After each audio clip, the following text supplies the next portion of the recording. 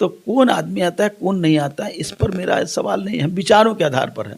और विचार हमारा है कि सांप्रदायिक ताकतों को, इस देश को सर्वनाश करने वाले लोग, और उस समय जनता दल जो था और बाद में राष्ट्रीय जनता दल बना था, तमाम एक एक कार्यकर्ता और एक एक शुभचिंतक लोगों ने मिल करके और लालू यादव जी से आग्रह किया था, अपनी आवाज़ दी थी कि राबड़ी देवी जी को मुख्यमंत्री बनाया जाए।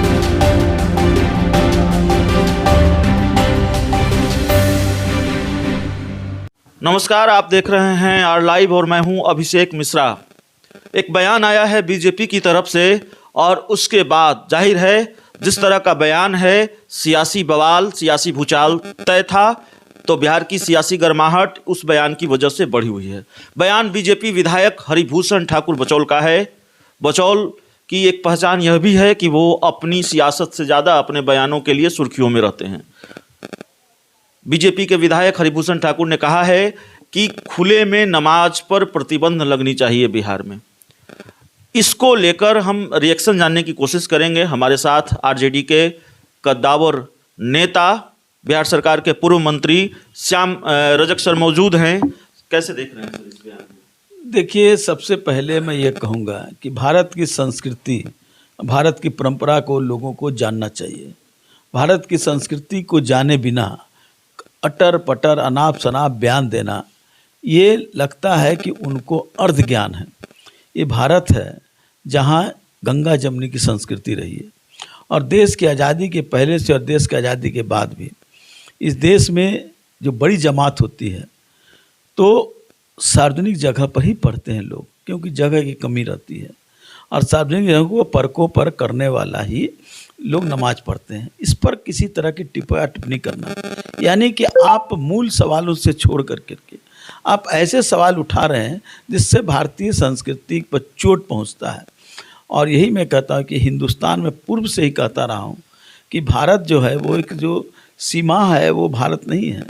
जो सीमांकन है, जो तस्वीर में देखते हैं भारत का नक्शा, वही सिर्फ भारत नहीं है। भारत है लोगों के दिलों का। जब दिल जुड़ता है तब भारत बना है, और जब दिल टूटेगा तो भारत को तोड़ने से कोई बचा नहीं सकता। और ये लोग ऐसे कुकर्मी लोग हैं जो इस तरह का वक्तव्य दे करके देश को तोड़ना चाहते हैं, देश को बांटना चाहते हैं। हम देश को बांटने नहीं देंगे, देश को तोड़ने नहीं देंगे। इस देश में हिंदू मुस्लिम सब लोग इस देश की आज़ादी में कुर्बानी देने का काम किए।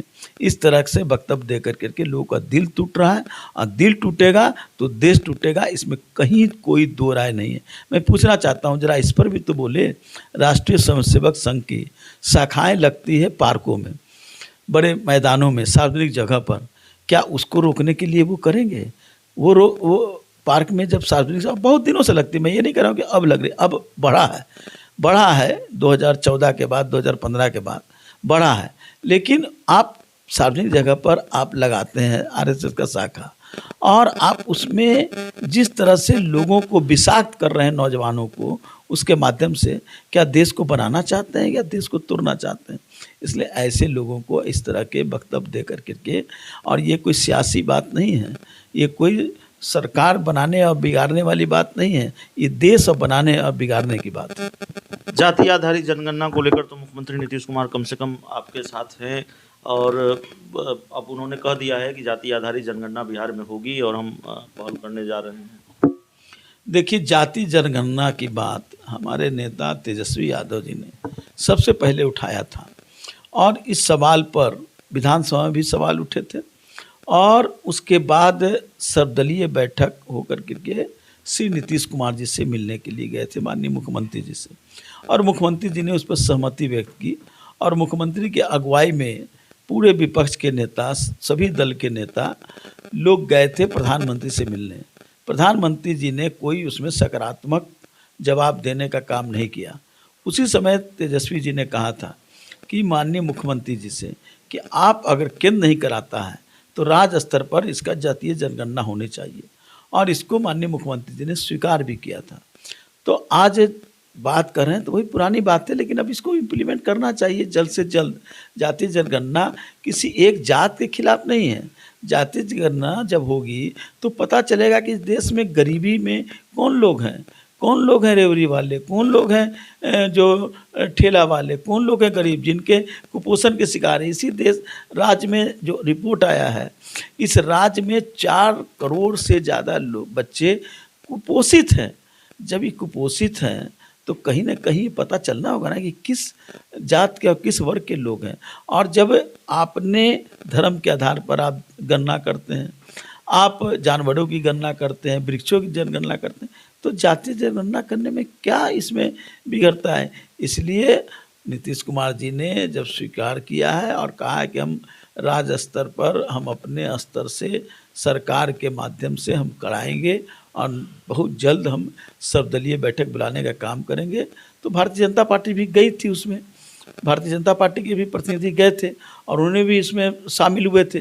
तो अब कोई मीन मेख नहीं निकालने की जरूरत है, अब तत्काल कार्रवाई करने की जरूरत एक राजनीतिक बयान आया है, हालांकि साधु यादव जी ने कई तरह के बयान दिए हैं, उन बयानों की चर्चा हम नहीं करेंगे, वो बात पुरानी हो चुकी है और उस पर काफ़ी बातचीत हो चुकी है। लेकिन एक राजनीतिक बयान है जिसका जवाब हम आपसे जानना चाहेंगे, अगर आप दे सके तो। उन्होंने दावा किया है कि राबड़ी देवी को मुख्यमंत्री उन्होंने बनाया था। इस राज्य के तमाम लोग की दावा करते हैं कि राबड़ी देवी को मुख्यमंत्री मैंने बनाया था और श्याम रजक जी ने बनाया था। नहीं, सारे इस राज्य के और उस समय जनता दल जो था और बाद में राष्ट्रीय जनता दल बना था, तमाम एक एक कार्यकर्ता और एक एक शुभचिंतक लोगों ने मिल करके और लालू यादव जी से आग्रह किया था, अपनी आवाज़ दी थी कि राबड़ी देवी जी को मुख्यमंत्री बनाया जाए। और सभी लोगों का मांग था कि राबड़ी देवी मुख्यमंत्री बने। तो अगर कोई एक आदमी भी कहता है कि मैंने बनाया, तो कोई नई बात नहीं है, सब लोगों ने बनाया था, उसमें वो भी हो सकते हैं। इस देश में उस समय लगभग 10 करोड़ आबादी थी, 10 करोड़ जनता की मांग थी कि राबड़ी देवी मुख्यमंत्री बने। तो उस 10 करोड़ में कौन लोग क्या होंगे मैं कैसे जान सकता हूँ। आखिरी सवाल है सर आपसे, सवाल यह है कि आरजेडी के जो नेता हैं, आरजेडी के जो समर्थक हैं, कार्यकर्ता हैं, वो बड़ी बेसब्री से इंतजार कर रहे हैं कि नेता प्रतिपक्ष तेजस्वी यादव अपनी दुल्हनिया को लेकर कब पटना पहुंच रहे हैं। आज मैंने कई वेबसाइटों पर ये खबर देखी कि तेजस्वी यादव आधी रात को पटना पहुंच चुके हैं अपनी दुल्हनिया को लेकर। श्याम रजक जी क्या इसको कंफर्म करना चाहेंगे कि तेजस्वी यादव? देखिए, ये पारिवारिक मामला है और परिवार के लोगों का अपना कैसे उसको जश्न मनाते हैं, कैसे उसका आवभगत करते हैं, ये उनका मामला है। वैसे उनके परिणय सूत्र में बंधने पर हम सब लोग बधाई देते हैं, हमने पहले भी बधाई दिया है। तेजस्वी यादव जी ने एक समाज में एक दिशा देने का काम किया है, अंतर धार्मिक अंतर जातीय विवाह करके। जो हमारे लोकनायक जयप्रकाश जी और गांधी जी ने भी कहा था, और जयप्रकाश जी ने इस पर बड़ी पहल की थी कि अंतर जातीय विवाह का उन्होंने बात कहने का काम किया था, जो छात्र संघर्ष समिति की बैठक में भी और उस समय जेपी आंदोलन के समय भी आपको जानकारी उसको तेजस्वी जी ने उसको लागू किया और उसके अपने जीवन में उपयोग किया और एक परिणय सूत्र में बनने का काम किया। हम सब लोग बधाई देते हैं। आपको जानकारी है तेजस्वी जी आ गए हैं? मैं कह रहा हूँ कि ये पारिवारिक मामला है, परिवार जाने। हम चलिए, आखिरी सवाल कहा था सर, लेकिन एक राजनीतिक सवाल याद आ गया। पप्पू यादव जी कांग्रेस में शामिल हो रहे हैं। देखिए, राजनीति में हर व्यक्ति की स्वतंत्रता है कि वो किन विचारों के साथ रहना चाहते हैं। कल तक इंडिपेंडेंट सरकार बनाए थे, आपके अनुसार कि वो कांग्रेस में शामिल हो रहे हैं, इससे हम लोग को कोई मतलब नहीं है। हमारा एक ही मतलब है कि भारतीय जनता पार्टी जो देश को पूरे उसको कोड़ की तरह बनाने का काम कर रहे हैं, इसको उखाड़ने के लिए सारी शक्तियों को एक होकर करके भारतीय जनता पार्टी को परास्त करना है। मेरा सवाल ये है, मेरा संदर्भ ये है कि जो बातें चलती रही हैं, जो बातें सामने आती रही हैं कि आरजेडी महागठबंधन में पप्पू यादव की एंट्री से खासकर तेजस्वी यादव को आपत्ति रही है।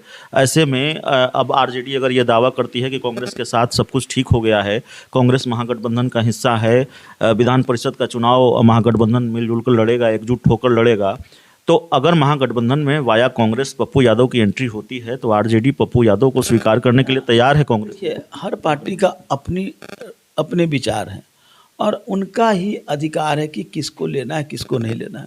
हम अपनी पार्टी में किसको शामिल करेंगे किसको नहीं करेंगे, नीतीश कुमार जी की पार्टी में कौन शामिल होगा कौन नहीं होगा, ये हर पार्टी के जो लोग हैं, जो उनके नेता हैं, वो तय करते हैं। पप्पू यादव उसमें हम क्यों कहेंगे? कौन, कांग्रेस पार्टी के लिए तो जो उनके नेता हैं वो तय करेंगे कौन जाएगा कौन नहीं जाएगा। हमारे पार्टी में कोई आएगा तो कोई दूसरी पार्टी से हम अपेक्षा थोड़े करेंगे। आपसे ये सवाल कि महागठबंधन में आप सबकी सबसे बड़ी पार्टी हैं, महागठबंधन को आप लीड करते हैं, और अगर सीधा सवाल आपसे ये पूछें कि पप्पू यादव की एंट्री अगर महागठबंधन में होती है तो पप्पू यादव स्वीकार हो? मुझे इसकी कोई जानकारी नहीं है, और मैं बार बार कह रहा हूँ कि हर पार्टी की अपनी व्यवस्था है, अपने कार्य चलाने के लिए, अपने संगठन चलाने के लिए उनको अपने तरीके हैं। तो कौन आदमी आता है कौन नहीं आता है, इस पर मेरा सवाल नहीं है। हम विचारों के आधार पर हैं, और विचार हमारा है कि सांप्रदायिक ताकतों को, इस देश को सर्वनाश करने वाले लोग, जिसने किसानों के साथ, नौजवानों के साथ, दलितों के साथ, उत्पीड़ित उपेक्षित के साथ आज जो सबसे ज़्यादा कुठाराघात करने का काम करें, उसके खिलाफ सब लोग को एक होना होगा। आज उत्तर प्रदेश में भी आप देख लीजिए, सब लोग हो रहे हैं, अखिलेश जी के नेतृत्व में सब लोग शामिल हो रहे हैं, मिल रहे हैं लोग। तो मैंने पहले भी कहा है कि जो क्षेत्रीय पार्टी है, जो वो उस राज्य का वो कमांडर होगा, और जो देश में है, देश में भी कमांडर नियुक्त किया जाए। कांग्रेस 200 सीटों पर डायरेक्ट उसका फाइट है बीजेपी के साथ, इसलिए सब मिल करके कौन किसका नहीं, ये सवाल आज नहीं है। आज सवाल है कि बीजेपी को कैसे उखाड़ना है। आप जो कह रहे हैं उसका मतलब ये है, उसका मतलब हम ये समझें कि जो फार्मूला अखिलेश यादव ने उत्तर प्रदेश में लागू किया है वो फार्मूला सही है, बिहार में भी उसी फार्मूले पर काम होना चाहिए। आरजेडी सबसे बड़ी पार्टी है, तेजस्वी यादव कमांडर हैं बिहार में महागठबंधन के, और महत्वाकांक्षा नहीं, बैर नहीं, बीजेपी के खिलाफ अगर लड़ाई लड़नी है तो हर क्षेत्रीय पार्टी को एक साथ आना होगा, आरजेडी के छांव तले, आरजेडी के नेतृत्व तले। मैं साफ कर रहा हूँ कि कोई पेड़ के नीचे या छांव के नीचे आने की जरूरत नहीं, सब मिल करके करेंगे। और ये सिर्फ बिहार का सवाल नहीं है, देश के विभिन्न राज्यों में भी आपको बीजेपी के खिलाफ एक गोलबंद करना होगा। और जहाँ गोलबंद हुआ है, बंगाल देखिए, ममता जी ने वहाँ शिकस्त दी बीजेपी को। आप देखिए जहाँ भी बीजेपी के खिलाफ लोग मिल करके काम किए हैं, वहाँ शिकस्त हुआ है बीजेपी का, और आगे भी होगा। इसका पूरी आपको मैं रिपोर्ट कर रहा हूँ। चलिए, अखिलेश यादव के फॉर्मूले पर अगर अखिलेश यादव का फॉर्मूला बिहार में लागू हुआ तो बीजेपी की शिकस्त होगी। कई दूसरे राजनीतिक सवाल भी थे जिस पर हमने चर्चा की। कोशिश यह भी हुई कि इस खबर को कंफर्म किया जाए तेजस्वी यादव पटना आए हैं नहीं आए हैं। तो श्याम रजक जी जैसा इनका व्यक्तित्व है, अंदाज है, मिजाज है, बहुत सधा हुआ जवाब देते हैं ऐसे सवालों पर। तो बातचीत में बहुत बहुत धन्यवाद।